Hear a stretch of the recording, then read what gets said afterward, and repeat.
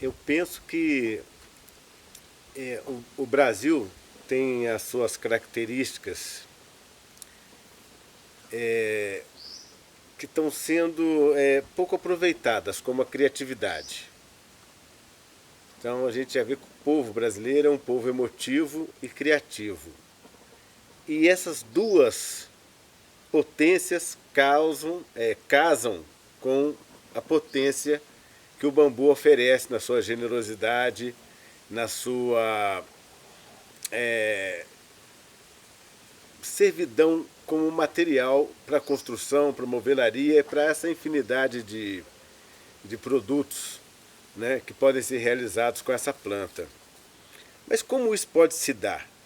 Repetir esse sistema de patrão, empregado, industrialização, cadeia produtiva, eu acho que para os dias de hoje é absolutamente desinteressante, porque isso já vem sendo feito desde a Revolução Industrial e os resultados não são bons, porque continua tendo uma parcela muito grande da população mundial que está vivendo esse sistema em desconforto social, moral e material.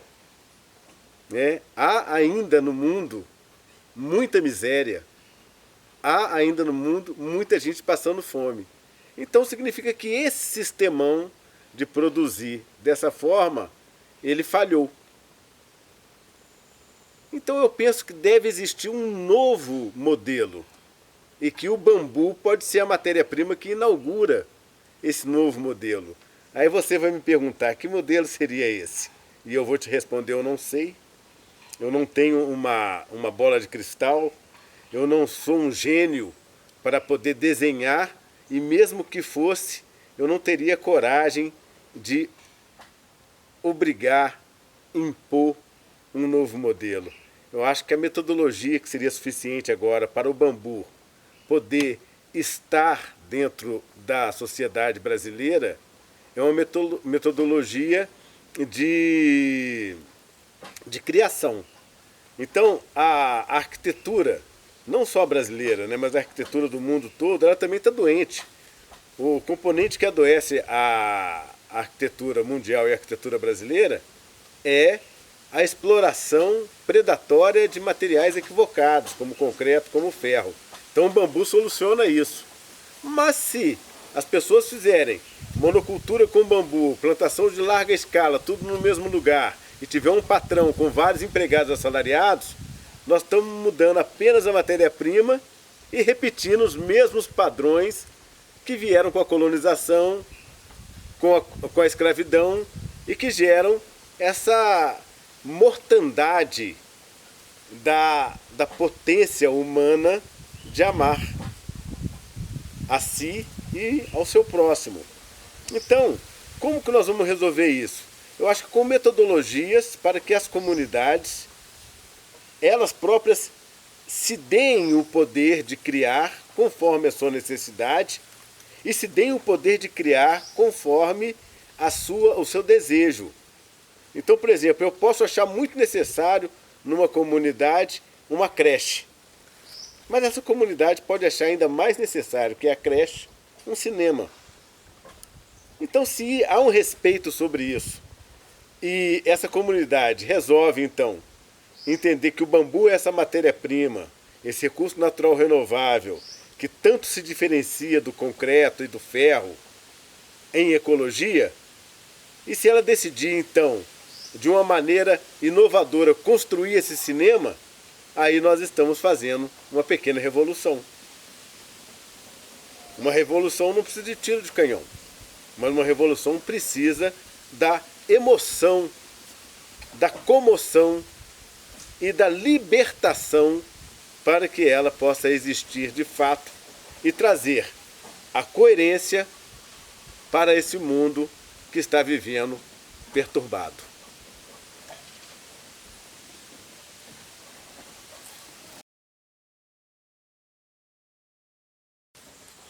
Então, de forma que eu penso que toda essa confluência, né, do mundo acadêmico, dos artesãos, dos artesãos tradicionais que trabalham com taquara, em Minas Gerais, em Goiás, das mulheres que trabalham com taquaraçu, também aqui no interior de Minas Gerais, daquelas pessoas que trabalham com as tabocas, jativocas pela Amazônia, pelo Mato Grosso, e pelas pessoas que estão pesquisando, e pelas pessoas que se interessam em arquitetura, movelaria sofisticada, disso que eles chamam de design. E toda essa confluência ela seria linda se todo mundo compreendesse que o Brasil precisa agora voltar a sua atenção para a força da mulher brasileira. Ah, por que essa questão de gênero, essa marcação, né? Porque esse recorte é necessário, porque o machismo ele proibiu, ele podou, ele limitou a força da mulher de uma tal forma que ela está com aquilo tudo contido. Então ela precisa agora de um momento de criação, de tomar as decisões, né? Então eu penso que a arquitetura brasileira se renova não na criação de monumentos gigantes de concreto, né, para todo mundo falar, nossa, aquilo lá foi feito pelo arquiteto tal.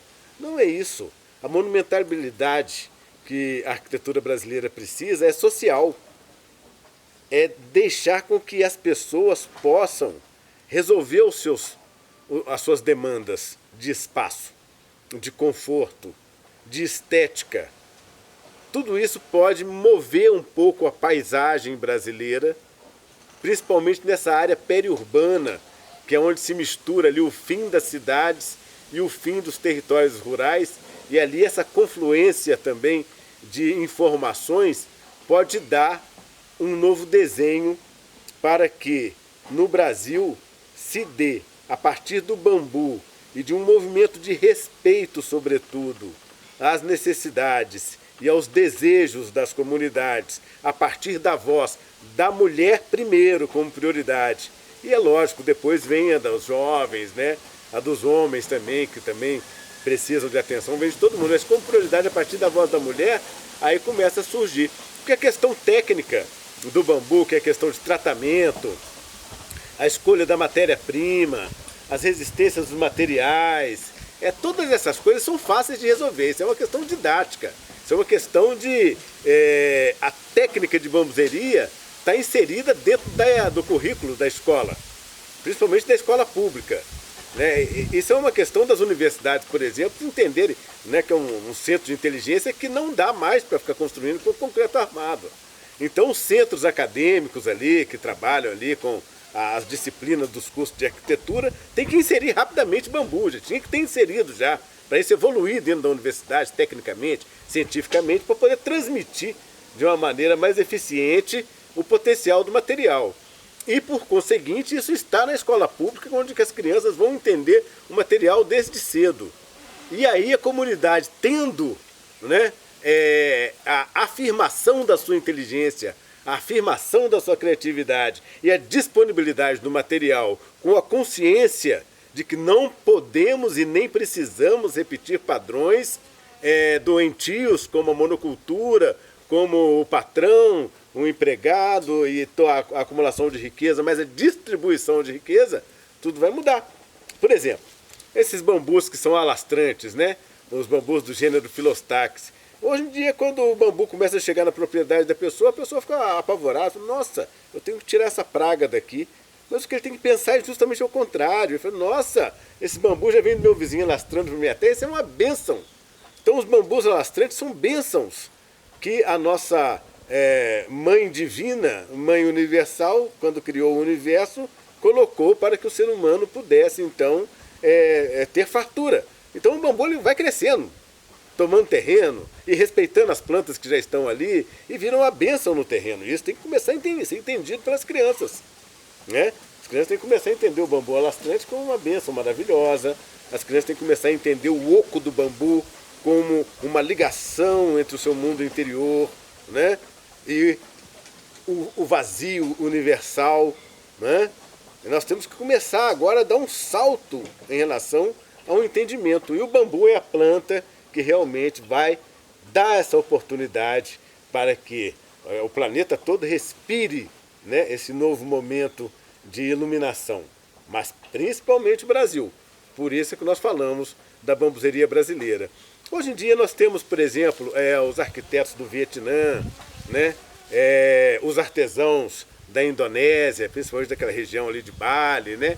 Uma cultura de bambu com uma estética muito linda, muito bonita mesmo. Mas isso é o que menos me preocupa, porque isso já está assegurado dentro da criatividade do povo brasileiro. O que me preocupa mais é a metodologia educacional. A metodologia educacional no sentido de proporcionar o poder da criação, o poder da iluminação e o poder de não repetição dos padrões que escravizam e colonizam. Nós não estamos falando hoje em dia tanto no mundo acadêmico de decolonial, de uma cultura decolonial, então agora é a hora. A hora de sermos decoloniais é dizendo não a esses sistemas que, na minha opinião, são equivocados.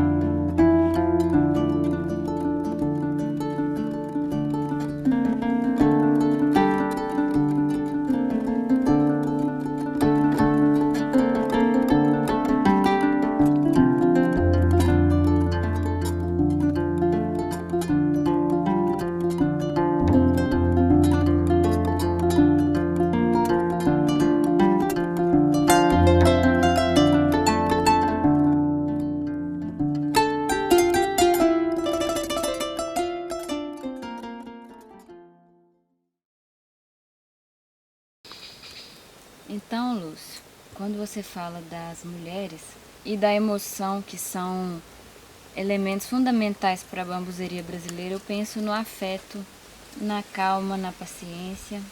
Quando nós falamos de bambuzeria brasileira, eu falo de uma bambuzeria que respeite o ser humano, que respeite e dê tempo para o ser humano se reavaliar, viver os seus conflitos, os seus dramas, né? A sua psicologia, tentar dissolver os seus traumas, trabalhando artesanalmente, com a paciência, no serrar, no amarrar, no construir, no fazer os encaixes, no trabalho artesanal. O mundo está tecnológico demais, o mundo está com, especialmente depois da pandemia, que tudo virou virtual, mas eu acho que o bambu, pela generosidade dele, ele pode começar a gerar para as comunidades uma outra relação com a economia. E uma outra relação, Clara, com o fazer a economia. A gente pode trabalhar com outros indicadores de felicidade, de conforto, que não seja só o ter, o comprar, o consumir, né? Mas assim, você ter prazer em fazer a sua cama, você ter prazer em construir a porta da sua casa, você poder fazer um estojo para lápis, né, para o seu filho, ou para o seu vizinho, em vez de ir lá e comprar mais um novo celular, né? As pessoas hoje em dia elas começam a quebrar o celular quando passa 2 anos, porque elas já ficam com muita vontade de ter um outro mais moderno, que dá uma fotografia melhor para colocar na rede social, que é aquele modelo que a foto fica melhor, e aí vira aquela confusão. Depois as pessoas ficam vazias, tristes, com doenças mentais. Então o bambu ele vem para trazer essa coisa que você falou no início, linda, que é reconstruir as pontes afetivas entre nós. Agora a gente falou das mulheres, você pode falar também um pouco sobre a negra e o negro na bambuzeria brasileira. Você tocou num assunto muito importante. Porque a bambuzeria brasileira ela precisa estar a serviço da libertação, né? Porque é isso que são os processos lindos, né? E nesse contexto todo, a comunidade negra ela foi muito depauperada. Então acho que deve ter um direcionamento também da bambuzeria brasileira para a comunidade negra, porque um dos traumas que a comunidade negra carrega é esse conflito de querer alcançar o espaço do branco, a universidade branca, a cultura europeia branca, o carro do branco. Então tem gente que pensa que o negro e a negra devem ocupar todos os espaços. Mas eu já penso que nós devemos criar novos espaços, entendeu? Trabalhar com novos espaços, novas modalidades de gerar renda. Porque aí nós vamos começar a estruturar um país com melhor distribuição de oportunidades. Por que trabalhar 8 horas por dia? Está faltando emprego, está faltando oportunidade de trabalho. Nós estamos com mais de 14 milhões de brasileiros e brasileiras sem trabalho. Então, se você passar a ter a jornada de trabalho em 4 horas em vez de 8, você dobra o número de oportunidades. É importante você trabalhar com bambu e ter tempo para visitar um parente, para namorar, para cuidar de alguém que está precisando de cuidado, para poder refletir, para passar um óleo de coco na pele. Nós precisamos de tempo, né? E o bambu ele é o senhor do tempo, porque ele é oco.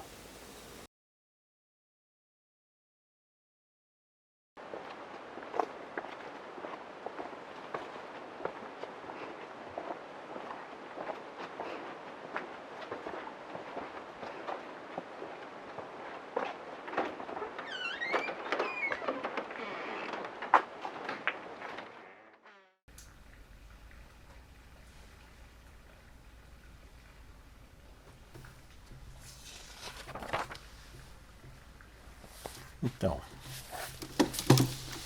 comecei a trabalhar com bambu com 10 anos de idade, pelas mãos do mestre Lu, também conhecido como Luiz Índio do Brasil, na rua Dom Viçoso, lá no bairro Padre Eustáquio.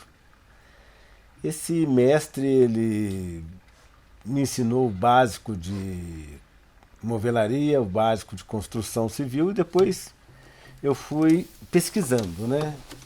Mas o que me movimentou o meu mundo mesmo foi o gosto pela leitura e o bambu como uma ferramenta. Então eu percebi que eu poderia mais, né? Então eu passei logo, depois que eu já tinha 10 anos já de trabalho com bambu, a ensinar bambuzeria, primeiro para os meus amigos da Vila do Marmiteiro mesmo, onde eu comecei. Depois eu comecei a entender a profundidade do fosso social brasileiro e determinar as clientelas que eu direcionaria o meu trabalho. Então assim eu direcionei para putas, travestis, né? Na época eles falavam meninos de rua, né?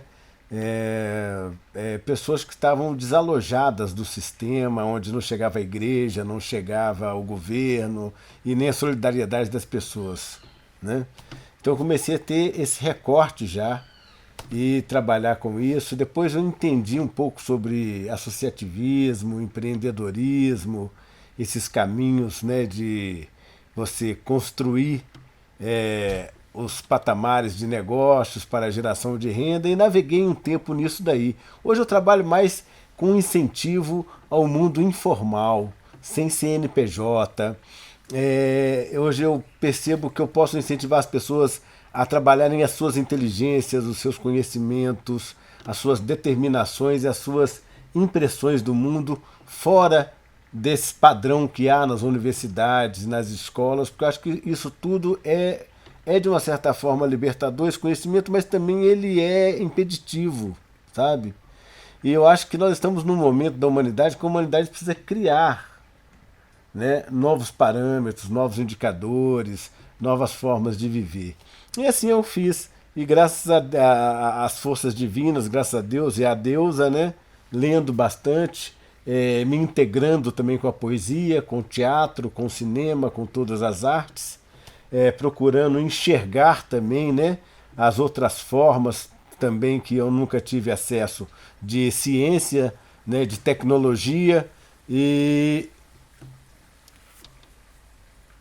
conectando isso que nós chamamos de tecnologias sociais com essa tecnologia que eu acho que é substitutiva, né, que vem para substituir as tecnologias que estão erradas, que é a tecnologia do bambu, na qual, pela confluência libertária, eu estou dando o nome de bambuzeria brasileira. Então, a minha formação é uma formação espontânea, é uma formação não acadêmica, se quiser pode dar o nome de empírica, ou seja, é como a grande maioria do povo brasileiro se forma, lutando e amando.